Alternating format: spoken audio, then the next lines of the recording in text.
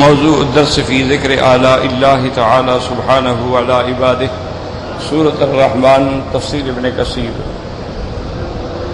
الحمد للہ رب العالمین، والصلاة والسلام علی اشرف الانبیاء وسید المرسلین، سیدنا محمد وعلی آلہ واصحابہ اجمعین۔ اللهم صل على سيدنا محمد وعلى آل سيدنا محمد كما صليت على إبراهيم وعلى آل إبراهيم في العالمين إنك حميد مجيد۔ أعوذ بالله من الشيطان الرجيم، بسم الله الرحمن الرحيم۔ مرج البحرين يلتقيان بينهما برزخ لا يبغيان، فبأي آلاء ربكما تكذبان؟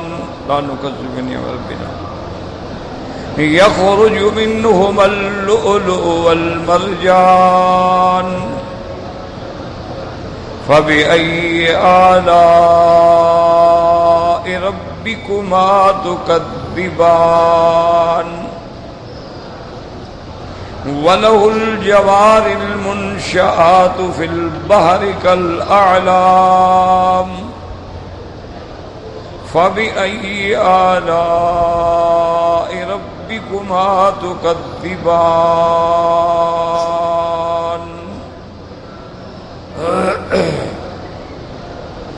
قال المؤلف والمفسر رحمه الله تعالى: وقوله تعالى يخرج منهما اللؤلؤ والمرجان، أي من مجموعهما، فإذا وجد ذلك من أحدهما كفى، كما قال تعالى: يا معشر الجن والإنس ألم يأتكم رسل منكم، والرسل إنما كانوا في الإنس خاصة دون الجن، وقد صح هذا الإطلاق، واللؤلؤ معروف، وأما المرجان فقيل هو صغار اللؤلؤ، قاله مجاهد وقتادة وأبو رزين والضحاك، وروى عن علي، وقيل كباره وجيده، حقاه عن ابن جرير عن ابن السلف، رواه ابن أبي حاتم عن الربيع بن أنس، وحقاه السدي من حدثه عن ابن عباس، وروى مثله عن علي ومجاهد أيضا ومرة الحمداني، وقيل هو نوع من الجواهر أحمر اللون. قال السدي عن أبي مالك عن مسروق عن عبد الله قال: المرجان الخرز الأحمر. قال السدي وهو الكسد بالفارسية إلى آخره۔ تو اللہ تبارک و تعالی نے ارشاد فرمایا اپنے اس سورت مبارکہ میں، جو قرآن کی ایک بڑی عظیم سورت ہے، حتیٰ کہ اس کو عرائس القرآن بھی کہا جاتا ہے، کہ جیسے لڑکیوں میں دلہن جو ہے، جو دلہن بنتی ہے تو اس کو سنوارا جاتا ہے، سجایا جاتا ہے، بنایا جاتا ہے، مزین کیا جاتا ہے، تو گویا یہ بھی عرائس ہے، یعنی قرآن پاک کی صورتوں میں ایک مزین اور کامل اجمل صورت ہے۔ اور اسی طرح یاد رکھیں کہ بعض علماء نے اپنے تجارب میں لکھا ہے کہ جن لڑکیوں کے رشتے نہیں ہوتے نا، دیر ہو جاتی ہے یا کوئی رشتہ نہیں ملتا ہے مناسب، تو انہوں نے لکھا ہے کہ خدا کی قدرت ہے کہ یہ سورت مبارک جو ہے اس کے لیے بڑی مجرب ہے۔ اگر وہ لڑکی 3 دفعہ روزانہ سورت الرحمن پڑھ کے دعا مانگتی رہے تو اللہ کی رحمت سے اچھا اور بہت جلد رشتہ ہو جائے، کیونکہ ایک مناسبت ہے نا، یہ بھی تو عرائس قرآن ہے۔ تو اس وجہ سے علماء نے، کیونکہ اللہ کا قرآن تو ہر مرض کا علاج ہے، اللہ کا قرآن جو ہے وہ شفا ہے، اللہ کا قرآن جو ہے وہ ہدایت ہے، اللہ کا قرآن جو ہے وہ رحمت ہے، اللہ کا قرآن جو ہے وہ موعظت ہے، اللہ کا قرآن جو ہے وہ ذکر ہے، اللہ کا قرآن جو ہے قیامت میں شفاعت کرنے والا ہے۔ تو جب اس کے اتنے اللہ نے فوائد رکھے ہیں تو یہ تو معمولی مسائل ہیں۔ تو اس لیے علماء نے ایک تجربہ لکھا ہے، اللہ عالم، کیونکہ بہرحال قرآن پڑھ کے دعا مانگنا اس میں کوئی شبہ نہیں انشاءاللہ کہ وہ قبول ہوگی۔ اب میں نے کل عرض کیا تھا کہ اللہ نے یہاں ذکر کیا ہے برزخ کا، تو برزخ کا معنی ہی یہ ہوتا ہے کہ دو چیزوں کے درمیان میں حائل اور معنی، اس کو کہتے ہیں برزخ۔ یہ ہمارے ہاں آج کل بڑا جھگڑا ہوتا ہے نا جی کہ مرنے کے بعد مردے سنتے ہیں نہیں سنتے ہیں، زندہ ہیں مردہ ہیں، حیات برزخی ہے کون سی، ایسے لڑائیاں ہیں، انا للہ و انا الیہ راجعون، اور ہم کچھ نہیں کہہ سکتے کہ اللہ پاک رحمت فرمائے کہ اسلام کو جب بھی نقصان پہنچا ہے نا، یاد رکھو انہی جھگڑوں سے پہنچا۔ جب اسلام عین عروج کے زمانے میں تھا، اسلام کا پرچم پوری دنیا پہ لہرا رہا تھا، اور تقریباً یعنی 40 لاکھ میل پہ اسلام پہنچ گیا۔ اسلام مکہ اور مدینہ سے نکلا، اور اسپانیہ اور ماوراء النہر اور ترکستان اور سین اور ماوراء الہند، اور کون سا ملک ہے جہاں اسلام کا پرچم نہیں لگا۔ جن کو آج تم بڑا اپنا ایڈیل سمجھتے ہو اور مقتدا بانے ہوئے ہو انگریزوں کو، یہ بیچارے تو اتنے بڑے جاہل تھے کہ ان کو تو غسل کرنے کا طریقہ بھی نہیں آتا تھا۔ یہ تو اتنی جاہل اور اجڑ قوم تھی۔ یہ تو ہمارے جو کتب خانے تھے غرناطہ میں اور بغداد میں اور اسپانیہ میں، وہاں سے جب انہوں نے کتابیں لیں اور چرائیں اور ان کے ترجمے کیے تو ان کی آنکھیں کھلیں۔ یعنی مسلمانوں کے تو اس زمانے میں بھی بغداد کے اندر بڑے بڑے حمامات ہوتے تھے، اور ان کو تو غسل کرنا بھی نہیں آتا تھا۔ یہ تو اتنی اجڑ قوم ہے۔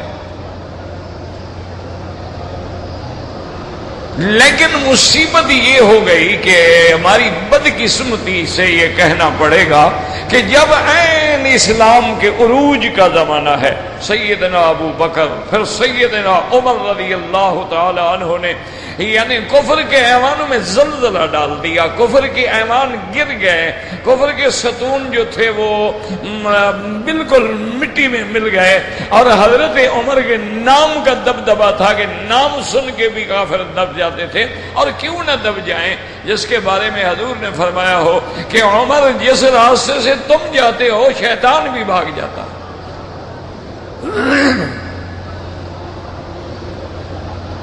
سیدنا عمر رضی اللہ تعالی عنہ جنہوں نے کیسر و کسرا اور روم اور سارے علاقے فتح کر ڈالے، اس کے بعد پھر سیدنا عثمان رضی اللہ تعالی عنہ کا دور آیا۔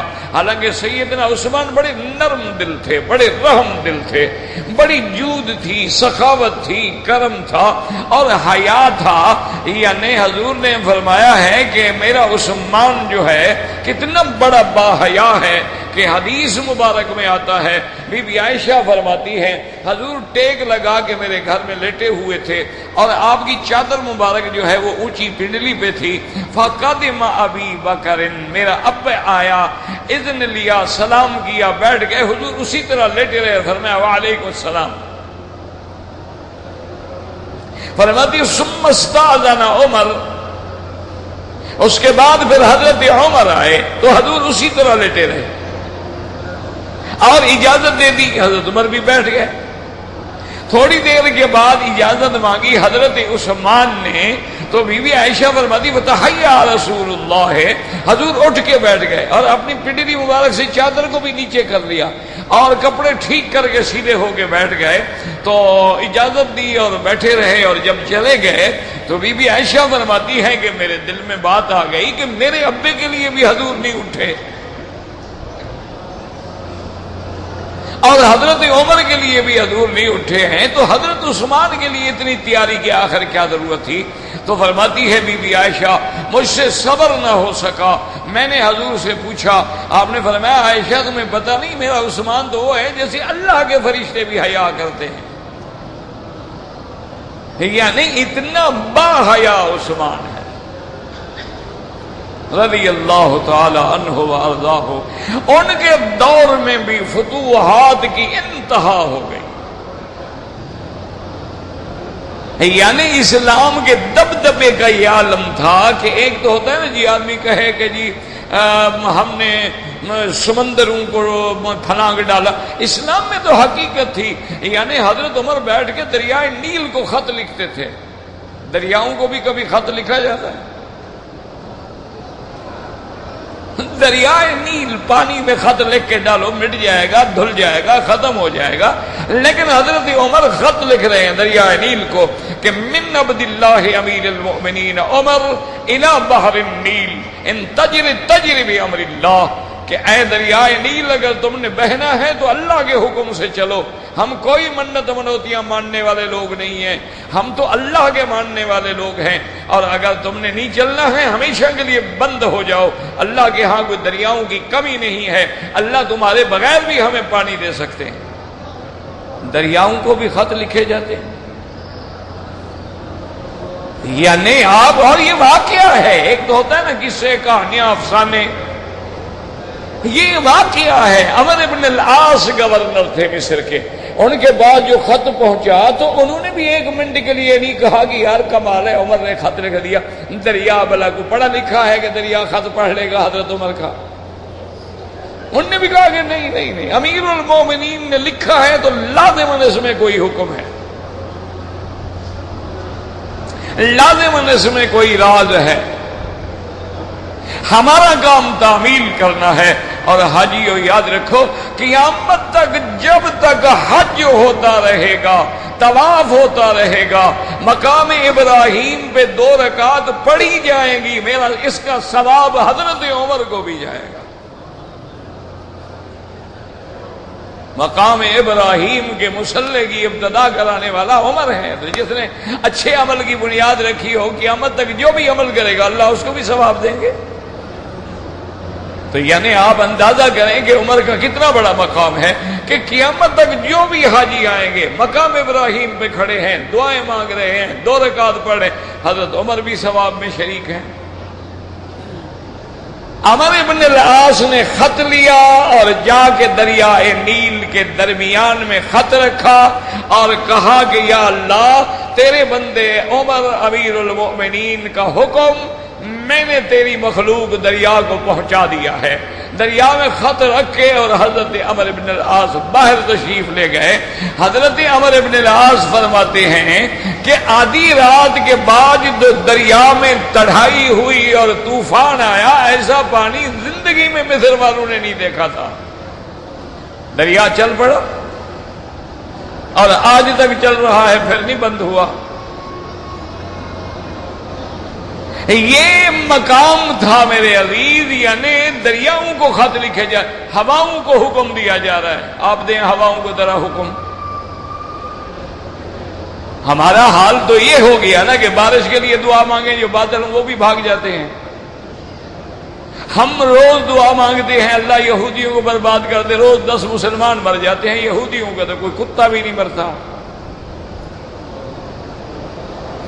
کیوں؟ آخر کیا ہو گیا ہے؟ کبھی بیٹھ یہ سوچو تو صحیح نا بھائی، کاروبار کرتے ہو، دکان کرتے ہو، کسی چیز میں شیئر ڈالتے ہو، بیٹھتے تو ہو نہیں یار یہ گھاٹا کیوں آ گیا؟ یار یہ نقصان والی چیز تو نہیں تھی، اور اس میں تو ہمیشہ فائدہ ہوتا تھا، یہ گھاٹا کیسے ہو گیا؟ تو تم نے بھی کبھی سوچا ہے کہ آج عالم اسلام کو گھاٹا کیوں ہو گیا ہے کہ کہیں پانی کے لیے ترس رہے ہیں، پانی نہیں ملتا ہے، کہیں سیلاب میں مر رہے ہیں، اس سے نکلتے ہیں زلزلے آ جاتے ہیں، اس سے نکلتے ہیں بیماریاں پھیل جاتی ہیں، اس سے نکلتے ہیں قتل عام ہو جاتا ہے۔ آخر یہ کیا ہے؟ تم نے کبھی بیٹھ کے غور کیا ہے؟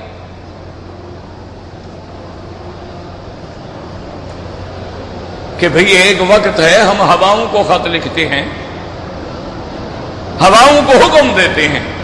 حضرت عمر رضی اللہ تعالیٰ عنہ کھڑے ہیں، جمعہ کا دن ہے، ممبر پہ، ممبر رسول اللہ پہ صلی اللہ علیہ وسلم، ممبر نبوی پہ کھڑے ہیں، خطبہ دے رہے ہیں، اور اثناء خطبہ کے اندر بڑے زور سے فرمایا یا ساریت الجبل، یا ساریت الجبل، یا ساریت الجبل۔ آپ نے فرمایا ساریہ پہاڑ کو اپنے پشت پہ رکھو۔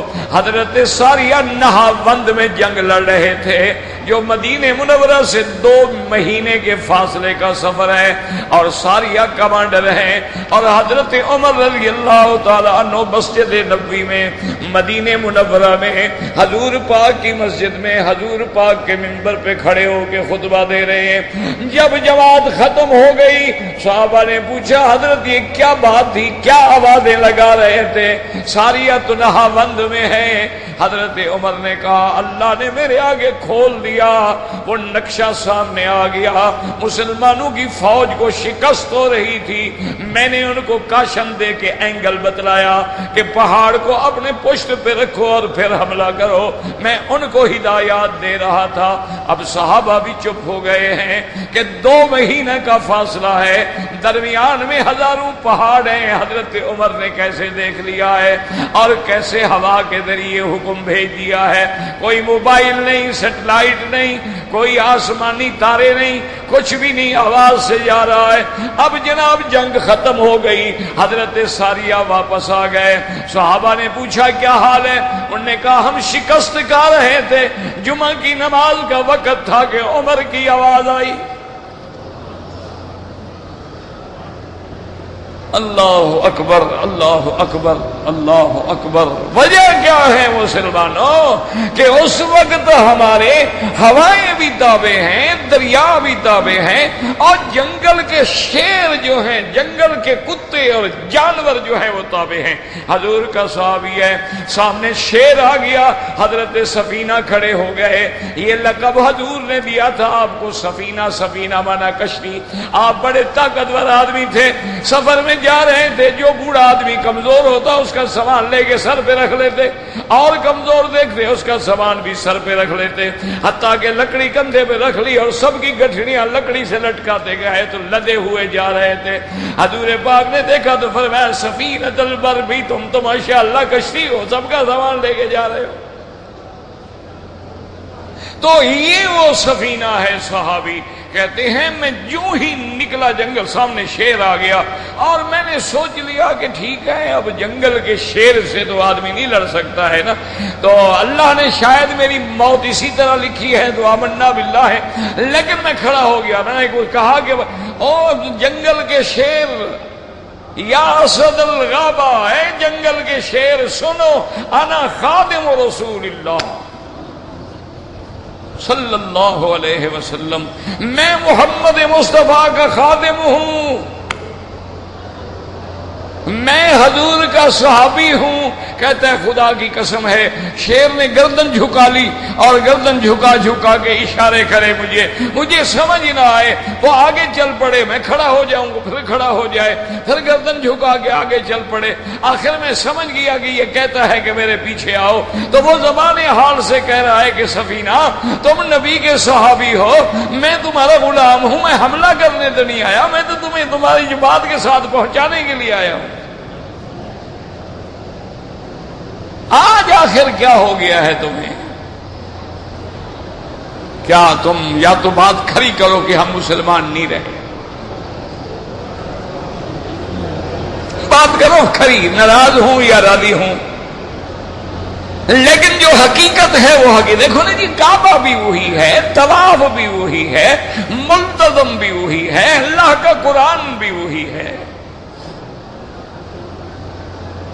حج پہ آ رہے ہو اور جس کے ایک ایک قدم پہ نیکیاں ہیں، کعبے پہ نظر ڈالو تو رحمت برستی ہے، حجر اسود پہ جا کے دعا کرے منظور ہوتی ہے، ملتزم پہ منظور ہوتی ہے، مقام ابراہیم پہ منظور ہوتی ہے، حتیم میں میزاب رحمت کے نیچے دعا منظور ہوتی ہے، طواف کرتے ہوئے دعا منظور ہوتی ہے، صفا پہ دعا منظور ہوتی ہے، مروہ پہ دعا منظور ہوتی ہے، مینا میں دعا منظور ہوتی ہے، مزدلفہ میں دعا منظور ہوتی ہے، عرفات میں دعا منظور ہوتی ہے، لیلۃ القدر میں دعا منظور ہوتی ہے، کعبے پہ جب پہلی نظر پڑے دعا منظور ہوتی ہے۔ آخر تمہاری ہماری دعائیں کیوں نہیں منظور ہوتی؟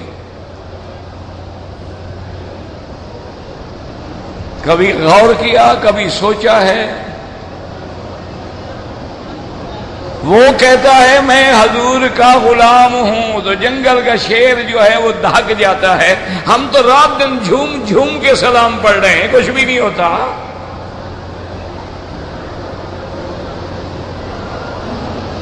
ہم تو جناب جماعت کے ساتھ کھڑے ہو کے ہاتھ باندھ کے پڑھ رہے ہیں، اور بعض اوقات تو ماشاءاللہ ردھم کے ساتھ پڑھ رہے ہیں، اور باجوں کے ساتھ پڑھ رہے ہیں، اور مزامیر کے ساتھ پڑھ رہے ہیں، اور جناب بڑی عجیب عجیب شکلیں بنا کے پڑھ رہے ہیں، اور کبھی جناب وجد میں آ کے دھمالے کھیل رہے ہیں، کام کوئی نہیں ہوتا۔ وجہ کیا ہے؟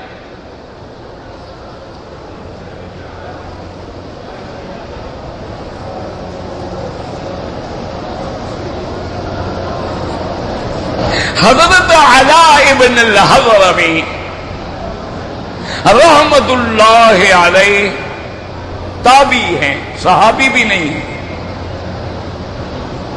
آپ ایک مجاہدین کے لشکر کی قیادت کر رہے ہیں، جہاد میں ہیں، اتفاق سے راستہ بھول گئے اور ایسے صحرا میں آ گئے جہاں میلوں تک پانی نہیں ہے۔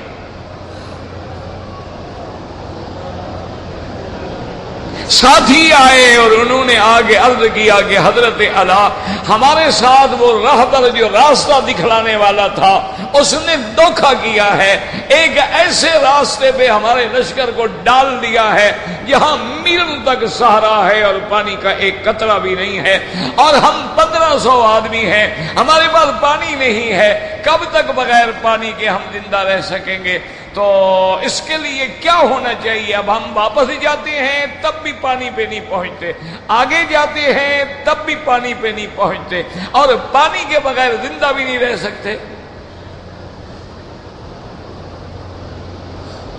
حضرت علاء الحضرمی نے دیکھا اور فرمایا بھائی پریشان کیوں ہوتے ہو؟ کیا اس میں کیا پریشان؟ انہوں نے کہا حضرت کمال ہے، بغیر پانی کے 1500 بندہ مر جائے پریشان بھی نہ ہوں۔ اب انہیں پریشانی کی کوئی ضرورت نہیں ہے۔ تو آپ نے کھڑے ہو کے 2 رکعت نماز پڑھی،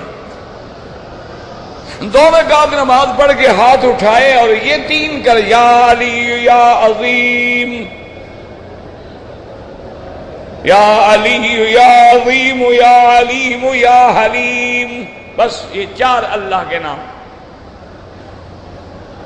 یا علی یا عظیم یا علیم یا حلیم، 3 دفعہ کہے، اور اس کے بعد کہا کہ اللہ آپ جانتے ہیں اگر ہم جہاد پہ تیرے نام پہ نکلے ہیں اور ہماری نیت خالص ہے، تیرے بندے ہیں، تیرے دین کو اونچا کرنے کے لیے نکلے ہیں، تو پانی عطا فرما دے، تیرے اندر پانی کی کیا کمی ہے؟ ابھی آپ نے ہاتھ نیچے نہیں ڈالے کہ بادل برس پڑے۔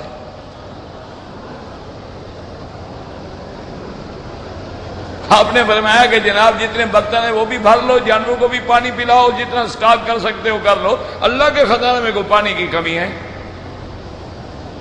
ہم مانگتے ہیں تو بادل ہوں تو بھاگ جاتے ہیں۔ آخر وجہ کیا ہے؟ اس میں کبھی غور کیا ہے تم نے؟ کبھی سوچا ہے؟ کبھی تدبر کیا ہے؟ کبھی بیٹھ کے نفع نقصان کا حساب لگایا ہے؟ بھی آخر کوئی بات تو ہے۔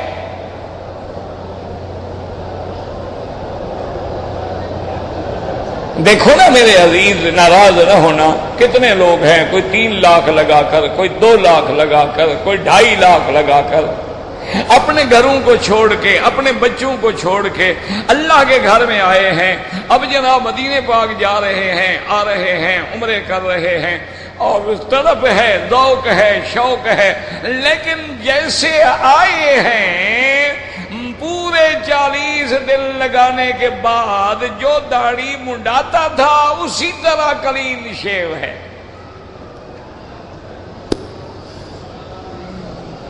دیکھو ٹھنڈے دل سے سوچو، اور اسی داڑھی مڈا کے تازہ شیو کر کے حضور کے روضے پہ کھڑا ہے، الصلاۃ والسلام علیک۔ میں جناب آ گیا ہوں۔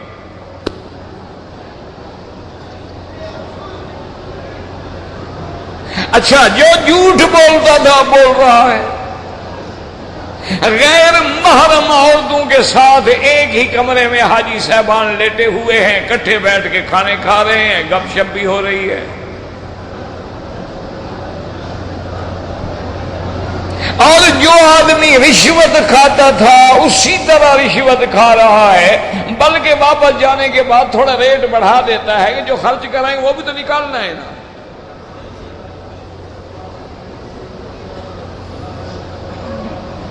تو اگر ہمارے اندر، یعنی آپ دیکھیں ٹھنڈے دل سے میری باتوں پر غور کریں خدا کے لیے، میں آپ کا ایک خادم ہوں، ایک چھوٹا غلام سمجھ لیں، طالب سمجھ لیں، ایک حقیر آدمی سمجھ لیں، لیکن بات پہ غور کریں۔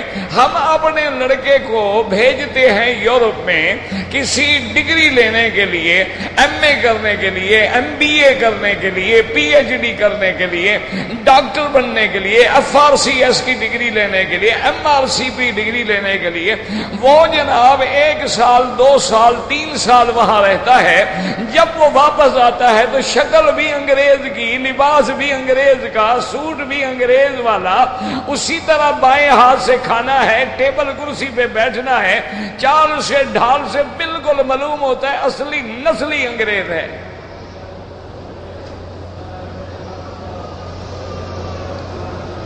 اس کی ہر ادا میں انگریز کا پورا ایک تصور ہے۔ تم مکے مدینے میں آگے جب جاتے ہو، تمہارے اندر تو نہ حضور کا لباس آتا ہے، نہ شکل آتی ہے، نہ سنت آتی ہے، نہ حضور کے اعمال آتے ہیں، نہ افعال آتے ہیں، نہ اخلاق آتے ہیں، تمہارے اندر وہ تبدیلی کیوں نہیں آتی؟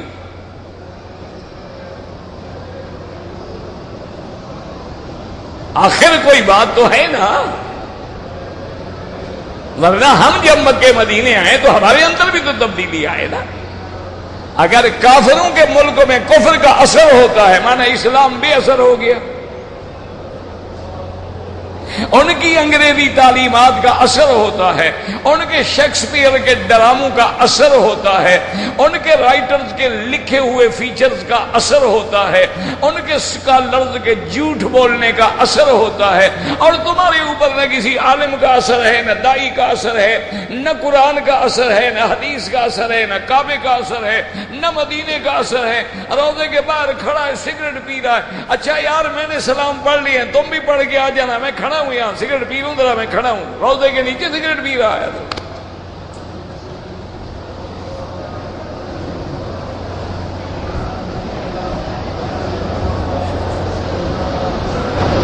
اس کو سمجھنے کے لیے آپ کو خدا کے لیے نفع نقصان کو سوچنا پڑے گا، اور اس کا ایک آسان جواب ہے جو میں آپ کو دے دوں، باقی تو بڑے علماء نے لمبے جواب دیے ہیں۔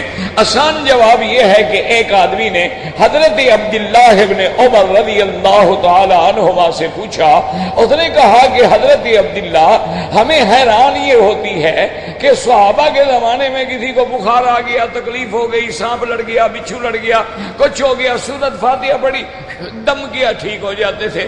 اب ہم آدھا قرآن بھی پڑھ لیتے ہیں تو اگلا ٹھیک نہیں ہوتا ہے، اس کی کیا وجہ ہے؟ تو حضرت عبداللہ ابن عمر نے فرمایا، میرے بیٹے، قرآن بھی وہی ہے، سورت فاتحہ بھی وہی ہے، وہ پاک زبان نہیں ہے، زبانیں گندی ہو گئی ہیں تو اثر کیسے؟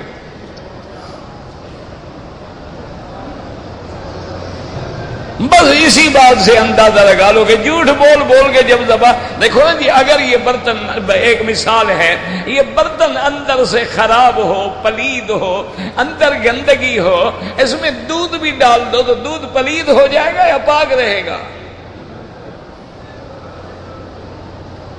تو ہمارے برتن چونکہ اندر سے گندے ہو گئے ہیں، کہیں شرک کی وجہ سے گندگی ہے، کہیں بدعات کی وجہ سے گندگی ہے، کبھی گناہوں کی وجہ سے گندگی ہے، کہیں معاصی کی وجہ سے گندگی ہے، کہیں اللہ رسول کی نافرمانی کی وجہ سے گندگیاں ہیں، وہ اتنی زنگ لگ چکی ہے کہ اب اس پر کسی چیز کا اثر ہی نہیں ہوتا۔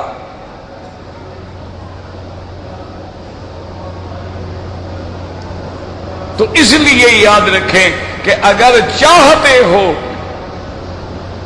کہ ہمارے اندر پھر وہی اثر پیدا ہو جائے، ہمارے اندر وہی اللہ والوں کی نظر پیدا ہو جائے، ہماری دعاؤں میں تاثیر آ جائے، بڑا آسان حل ہے۔ دو چیزوں کی قسم کھا لو اور 1 مہینے کے بعد تجربہ کر لو کہ ہاتھ اٹھانے کی دیر ہے اور کام بن جائیں گے۔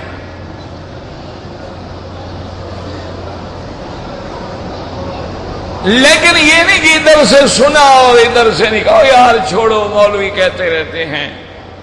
حضرت اللہ شاہ بخاری رحمت اللہ علیہ فرماتے تھے، وہ کہتے تھے مولوی مکی ہمیں کہنے کی عادت پڑ گئی ہے، ان کو سننے کی عادت پڑ گئی، ہم انشاءاللہ کہتے کہتے مر جائیں گے، یہ بھی سنتے سنتے مر جائیں گے، بات وہی رہے گی جہاں تھی۔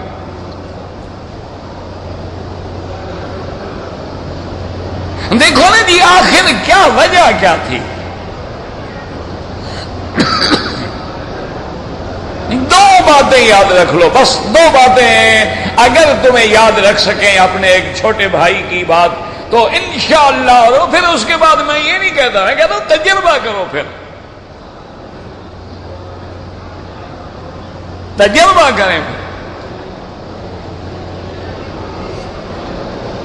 2 باتیں یہ ہیں، ایک چیز ہے صدق مقال، یاد رکھ لو،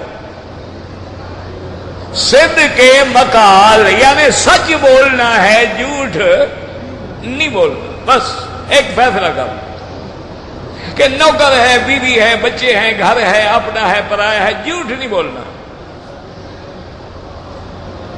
اور دوسرا ہے رزق حلال، کہ اپنے اندر رزق حلال کا ڈالنا ہے، حرام کا قطرہ نہیں جانے دینا۔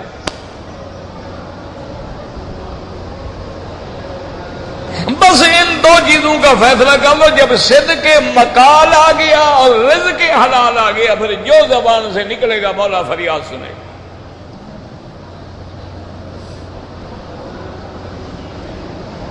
تھوڑی سی محنت کرنی پڑے گی، چلو 1 مہینے ہی تجربہ کر لو، 1 مہینے کے لیے جھوٹ بولنا چھوڑ دو، جتنے دن اللہ مکے مدینے میں رکھے یہی جھوٹ بولنا چھوڑ دو، جتنے دن مکے مدینے میں ہو اسی میں جھوٹ بولنا چھوڑ دو۔ اچھا اسی میں حلال کھانا شروع کر دو، یہ نہیں کہ بھئی گوشت کہاں کا ہے، او جی کہاں کا ہے، یہاں جو ہے مکے میں جو ہے حضرت والا، مکے میں بھی کوئی پلیت چیز ہو سکتی ہے، اور ابو جہل کہاں ہوتا تھا، اور باہر تو چھوٹے چھوٹے شیطان کام کرتے ہیں نا، چھوٹے چھوٹے اس کے بچے، یہاں تو بڑا شیطان کام کرتا ہے، یہاں تو وہ خود زور لگاتا ہے تمہیں گمراہ کرنے کے لیے۔ یقین کرے میری بات کا کہ تم سارا دن طواف کرو، ایک غیر محرم عورت کے چہرے پہ نظر ڈال کے مسکرا دو، ساری عبادت ختم۔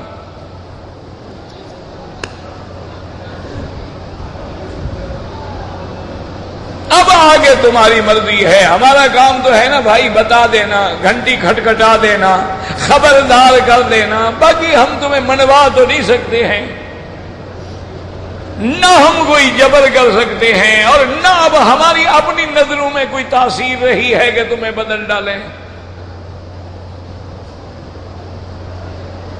ایک اصولی بات ہے، اس کی بزرگوں نے مثال دی ہے کہ تمہارے گھر کے اوپر ایک ٹینک بنا ہوا ہے پانی کا، جس میں 2000 گیلن پانی ہے، اگر تمہارے حمام میں نیچے ایک ٹوٹی کھلی رہ جائے تو وہ پانی ختم ہو جائے گا۔ انہوں نے فرمایا یہی وجہ ہوتی ہے، ہم نماز بھی پڑھ رہے ہیں، طواف بھی کر رہے ہیں، قرآن بھی پڑھ رہے ہیں، لیکن ہم سے گناہ بھی ہو رہا ہے، ہماری نظر خیانت بھی کر رہی ہے، غیر محرم کو بھی دیکھ رہی ہے، زبان سے جھوٹ بھی نکل رہا ہے، تو وہ نیکیاں جو ہیں وہ پانی کی طرح نکلتے نکلتے ہوتے، جب حرم سے باہر جاتے ہیں ٹینکی خالی ہو چکی ہوتی ہے۔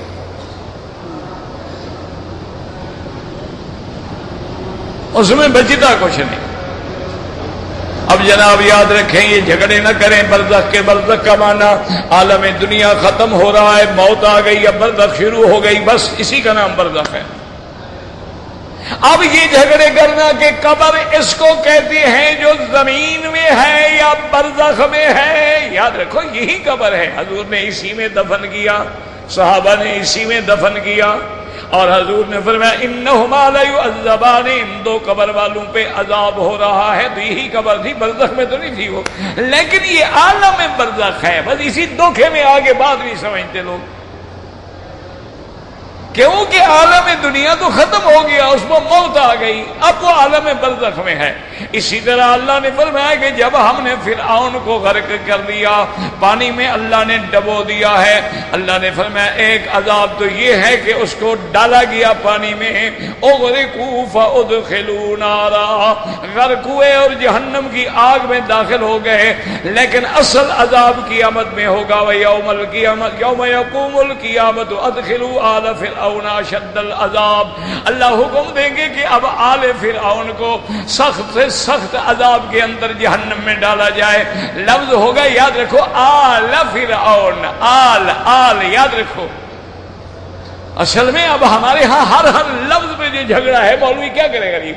اب آل فرعون، لفظ آل ایک لفظ اہل ہے اور ایک لفظ آل ہے، یاد رکھو۔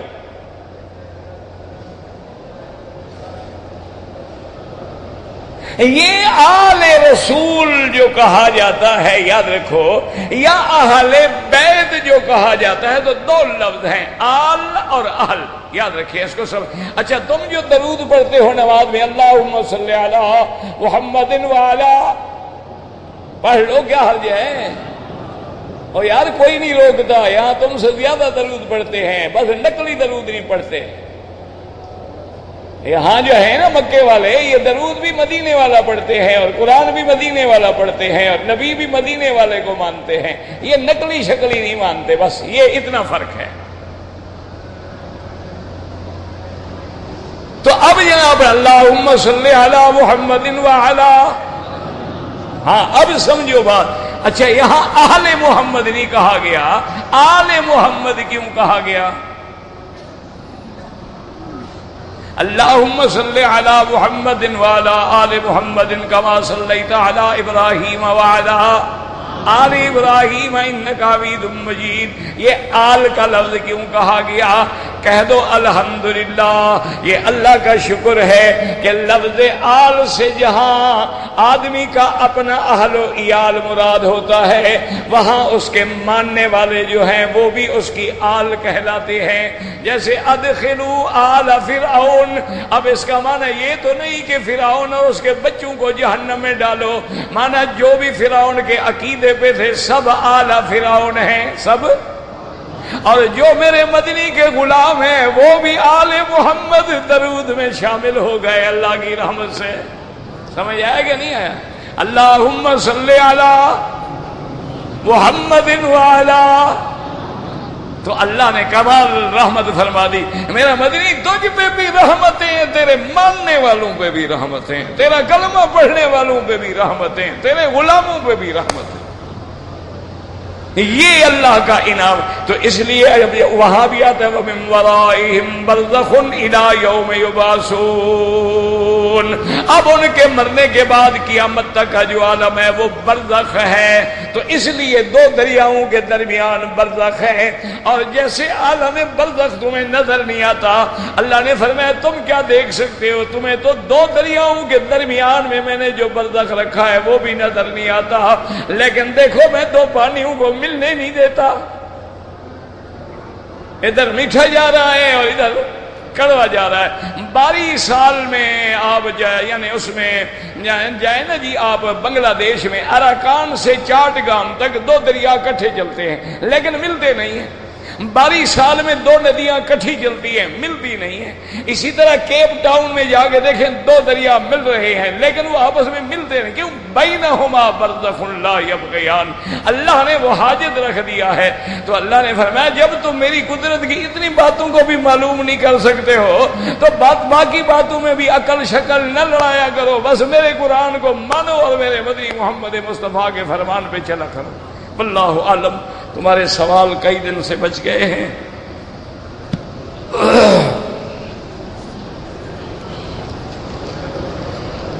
ہاں مکہ میں رہتے ہیں، آپ کا حج افراد ہوگا۔ اگر رمضان کے بعد آپ نے عمرہ کیا ہے تو پھر تمتع ہوگا، بکری دیں گے، نہیں کیا تو بکری واجب نہیں ہے۔ کشف کیا چیز ہے؟ اللہ کسی بندے پہ حالات کو کھول دے، یہ کوئی بڑی بات نہیں ہے۔ یہ کشف جو ہے نا، یہ کوئی بڑی بزرگی والی بات نہیں ہوتی۔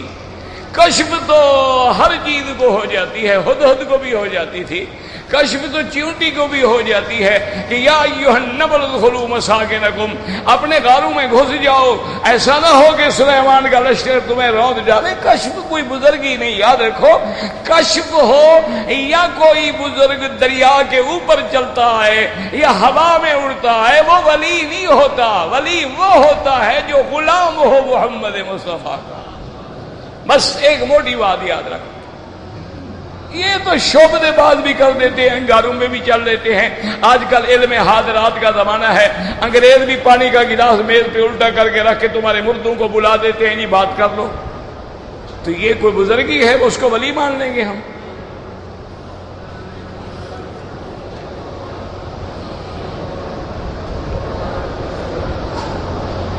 میں نے عمرہ کر لیا ہے، حج تمتع کا، اب اور عمرے کرنا چاہوں بالکل کر سکتے ہو، کوئی منع نہیں۔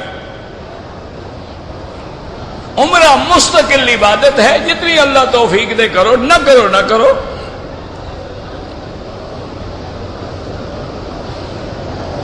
کہتے ہیں جی کہ میرا ایک ساتھی ہے، حج پہ بھی مجھے لایا ہے، وہ غریب کو عقیدے کی اور نماز کا پتہ نہیں ہے، تو علماء کے درسوں میں بیٹھتا رہے، اللہ کرے گا پتہ لگ جائے گا۔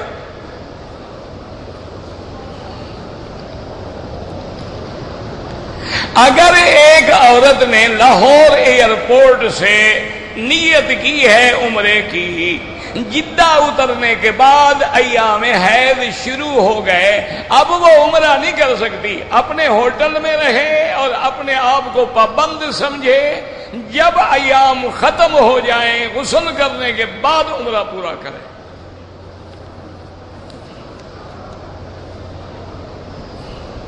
کہتے ہیں جی کہ جنازے کی نماز میں جو نیت ہوتی ہے ہمیں پتہ نہیں لگتا، بس تم یہی کہا کرو جو امام کی نیت اللہ اکبر۔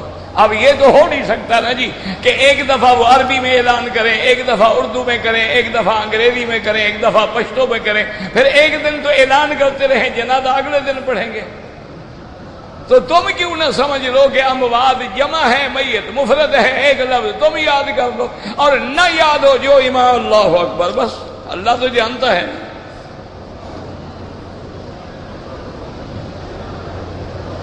مکہ میں جو رہنے والے ہیں ان کا حج افراد ہے، ان پر حج کی بکری واجب نہیں ہے۔ عورت اپنے محرم کے بغیر نفلی طواف کر سکتی ہے، بالکل کر سکتی ہے۔ یہ معنی تھوڑا ہے کہ محرم کا رسی ہر وقت باندھ کے رکھو، وہ تو محرم کے بغیر سفر نہ کرے۔ اب نماز میں آئے تو پہلے ایک دوسرے کو باندھ کے کھڑے ہوں، ایک عقل کی بات ہے۔ نابالغ بچوں کے لیے آپ دعا کریں، کوئی عمرے کی ضرورت نہیں ہے۔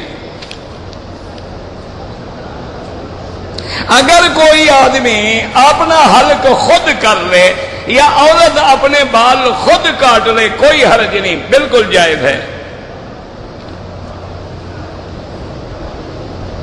اگر نفلی طواف کریں تو عورت چہرے پہ پردہ ڈالے، بالکل ڈالے۔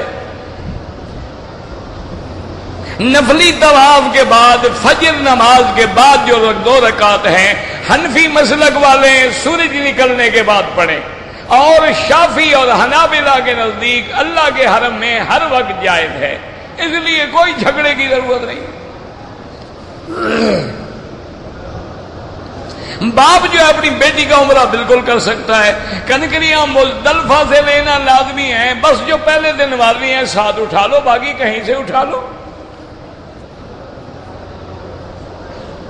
فرض نماز کے بعد جو جنازہ پڑھایا جاتا ہے یہ کون سی نماز ہے؟ جنازے والی نماز ہے. اور کون سی نماز ہے؟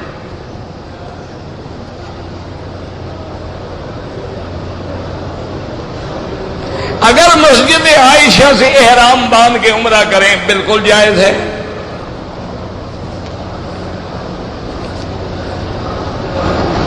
کہتے جی کہ احرام کی حالت میں اگر ہم نے جو آج کل یہ آتے ہیں جوس وغیرہ آتے ہیں بند ڈبے میں پی لیا، کچھ نہیں ہوتا ہے، لیکن احتیاط یہ کریں کہ بعض جوسز ایسے ہوتے ہیں جن میں اور خوشبوئیں ڈالی جاتی ہیں، وہ نہ پئیں. اگر پھول کی اپنی خوشبو، سیب کی اپنی خوشبو ہے کوئی حرج نہیں، لیکن اس میں آپ نے کیمیکل بھی ڈال دیا ہے تو پھر تو خوشبو اور آ گئی.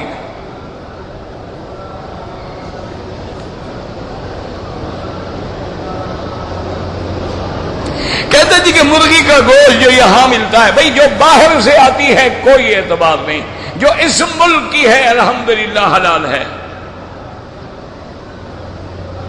اگر ایک آدمی نے طواف کیا ہے مغرب کی نماز سے پہلے اذان کے بعد 2 رکعت پڑھ لے بالکل ٹھیک ہے. عصر کے بعد حنفی مسلک میں کوئی نماز نہیں، نہ حتیم میں نہ کسی اور جگہ.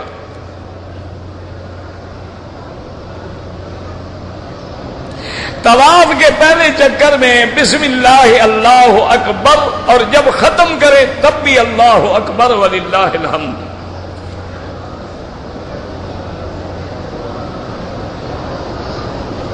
کہتے جی کہ ہم ایک کمرے میں 5 حاجی رہتے ہیں، ایک میں دم پڑ جائے تو باقی جو 4 ہیں وہ کھا لیں. وہ تو حاجی ہیں جناب، 3-3 لاکھ کے پیکج پہ آئے ہوئے غریب ہیں کہ کھا لیں. یہ اچھی بات ہے کہ ایک دم بھرتا رہے اور دوسرے کھاتے رہے، پھر وہ شروع کر دے وہ کھاتے رہے. تو اس سے اچھا ہے کہ جناب فریج میں رکھ لو اور حج تک کھاتے رہو.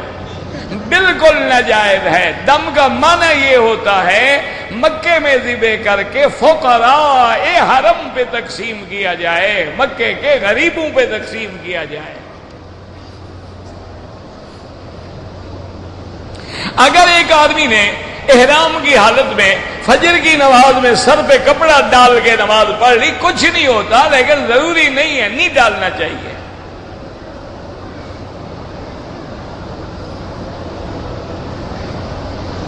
حج کی رقم زیور رکھوا کے بینک سے ادھار لی ہے، بہرحال آپ نے غلطی کی ہے، کیونکہ بینک تو سود لے گا اور سود لینا حرام ہے، دینا بھی حرام ہے.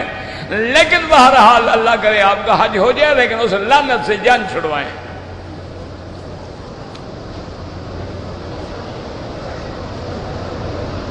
اگر مجھے عامر نے اجازت دی تھی کہ تم حج تمتع میرا بدل کر سکتے ہو، ٹھیک ہے، اب تم اپنے عمرہ کرنا چاہو کر سکتے ہو، کوئی منع نہیں، ٹائم موجود ہے، تمہاری یہ اللہ نے موقع دیا ہے، فائدہ اٹھاؤ.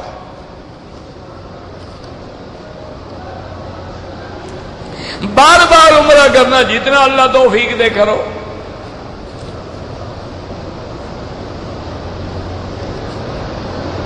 کہتے جی کہ حجر اسود کے لیے لائن لگائی جاتی ہے دن کے 3 بجے سے، سارا دن نہیں لگ سکتی. وہ چونکہ گرمی کا وقت ہوتا ہے لوگ تھوڑے آتے ہیں، جب زیادہ ہو تو مسلمان لائن لگا ہی نہیں سکتا. جس دن مسلمان لائن لگانا سیکھ جائے گا نا، کافر مر جائے گا. مسلمان میں سب سے بڑی بات یہ ہے کہ لائن یہ لگا ہی نہیں سکتا، لائن توڑنے کو فخر سمجھتا ہے. جس دن تم نے لائن لگانا سیکھ لیا نا، کافر تمہارے پاؤں میں ویسے گر جائیں گے.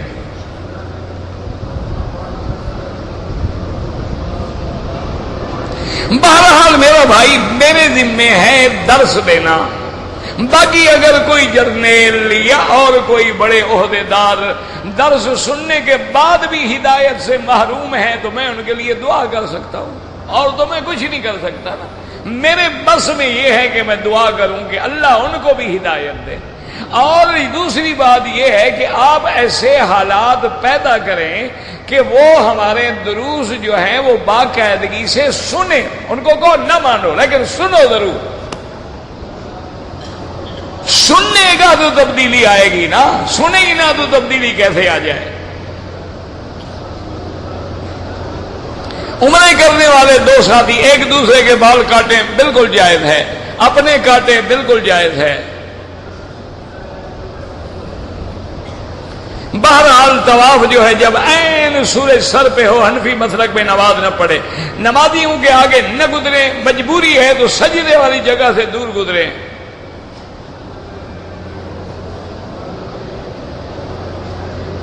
اگر آدمی 2 رکعت سنت پڑھ رہا ہے، عورت دائیں کھڑی ہوگی، کچھ نہیں ہوتا۔ وہ مسئلہ یہ ہے کہ فرض نماز میں عورت آگے نہ ہو اور برابر میں نہ ہو۔ ہم اپنی نماز پڑھ رہے ہیں، وہ اپنی پڑھ رہی ہے، کھڑی رہے، کوئی مسئلہ نہیں۔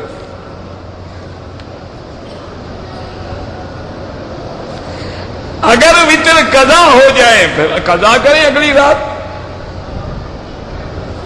جو لوگ رمضان سے یہاں ہیں ان کا حج افراد ہے،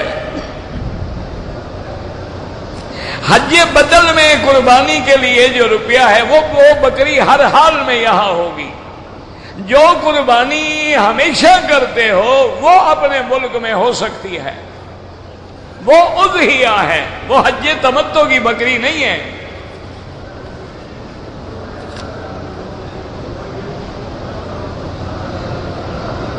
میں نے 3 چکروں میں تو کندھا جو ہے ننگا رکھا، بعد میں نہیں رکھا، کچھ بھی نہیں ہوتا۔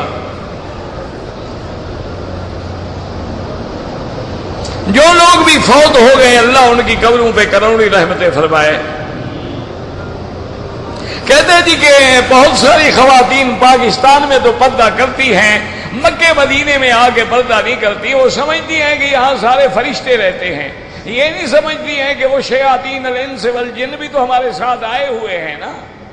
اور پھر جہاں پردے کا حکم اترا ہے وہاں پردے کا توڑنا جو ہے وہ تو سب سے بڑا گناہ ہے۔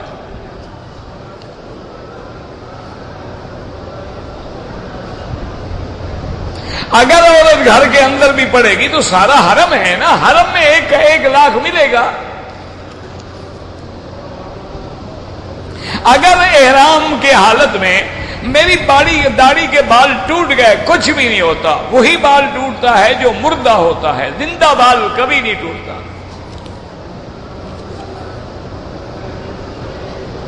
اگر جماعت ہو جائے تو مسجد میں اسی جگہ دوسری جماعت نہ کریں، ہاں دور ہٹ کے کسی جگہ کر لیں تو کوئی مسئلہ نہیں، کیونکہ پھر عادت ہو جاتی ہے نا، پھر لوگ اس جماعت کی قدر نہیں کرتے کہ چلو جب جائیں گے جماعت کر لیں گے، جب جائیں گے جماعت کر لیں گے، پھر پہلی جماعت کا فائدہ کیا ہوا؟ احرام کی حالت میں عورت پردہ کرے بالکل کرے۔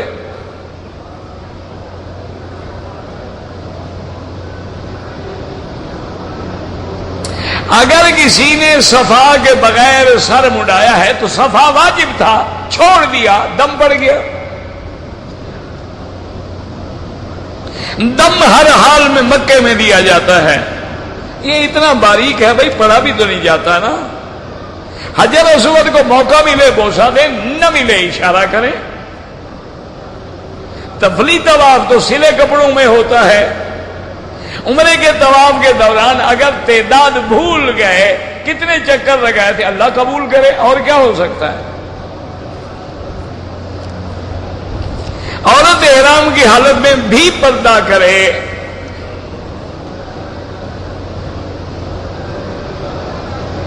میرے والد احرام باندھ کے آئے تھے لیکن انہیں دل کا دورہ پڑا، ہسپتال میں ہیں، چھاتی کے بال بھی اتارے گئے، کوئی بات نہیں، اللہ ان کو صحت و عافیت عطا فرمائے، بعد میں عمرہ بھی کر لیں گے، ایک دم بھی دے دیں گے بس۔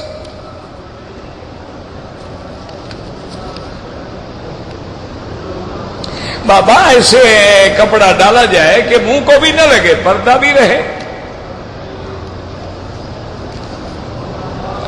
کالا خطاب لگانا جائز ہے؟ بالکل ناجائز ہے۔ کالے کے علاوہ اور جو مرضی آئے رنگ لگا سکتے ہیں۔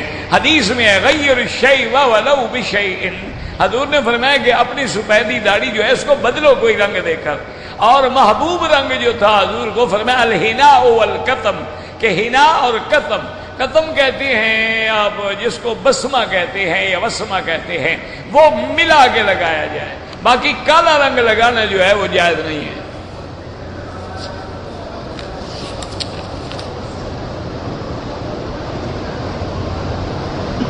اگر کسی آدمی کو بار بار گیس کی شکایت ہے، وضو قائم نہیں رہتا، کوئی بات نہیں، آپ مغرب کے لیے جو وضو کریں رہے نہ رہے، عشاء تک وہی وضو کافی ہے، پھر جب عشاء کا وقت ہوگا وضو نیا کریں گے۔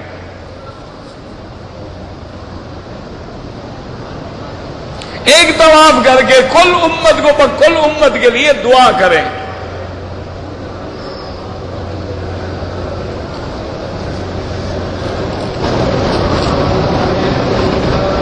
اگر 15 یوم سے زیادہ قیام ہے تو نماز پوری پڑھیں۔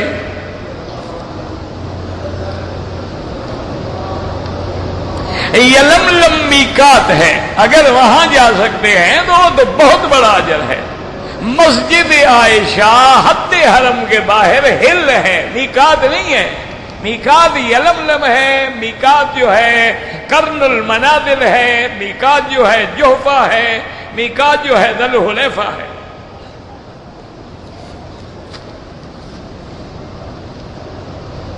صدقے اور رقم خیرات کی رقم کہاں خرچ کریں؟ جو سیلاب میں ڈوبے ہوئے ان پہ خرچ کریں۔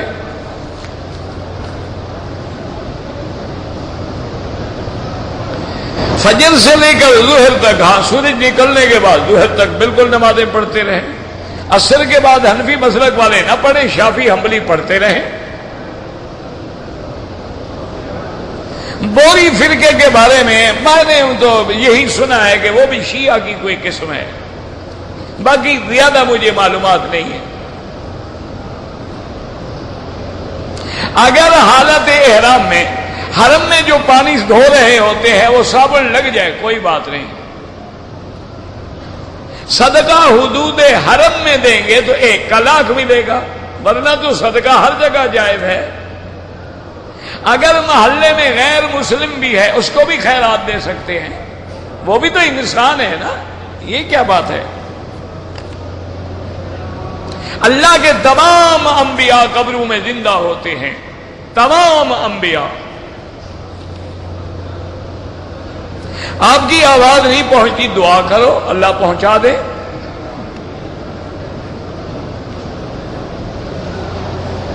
یہ ایک ہی سوال ہوتے ہیں نا۔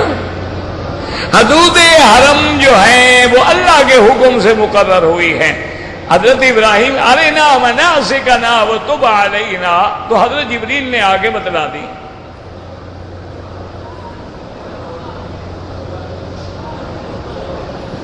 روضہ اطہر پہ جب جائیں تو سب سے پہلے گھر میں غسل کریں، اچھے کپڑے پہنیں، خوشبو لگائیں، مسجد نبوی میں آئیں، دایاں قدم اندر رکھیں، بسم اللہ والصلاۃ والسلام علی رسول اللہ، اللہم افتح لی ابواب رحمتک، اور مسجد میں جا کے 2 رکعت نماز پڑھیں، تحیت المسجد پڑھنے کے بعد ادب سے درود شریف پڑھتے ہوئے آرام آرام سے چلیں۔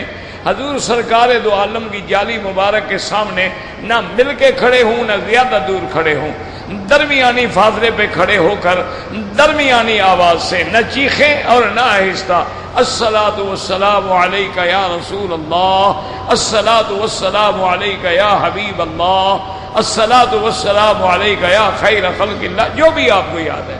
پھر سیدنا ابو بکر، پھر سیدنا عمر، پھر کعبے کی طرف رخ کر کے دعا اللہ سے مانگیں۔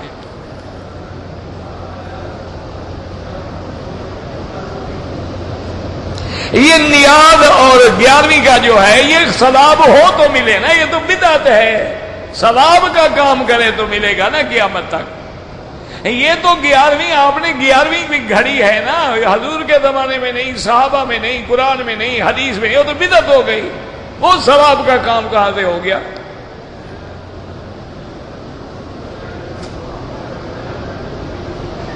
بہرحال آپ کی والدہ کا انتقال کراچی میں ہو گیا، انشاءاللہ قیامت تک ان کے حج لکھے جائیں گے، باقی اللہ آپ کو توفیق دے تو والدہ کا حج بدل کرا دیں۔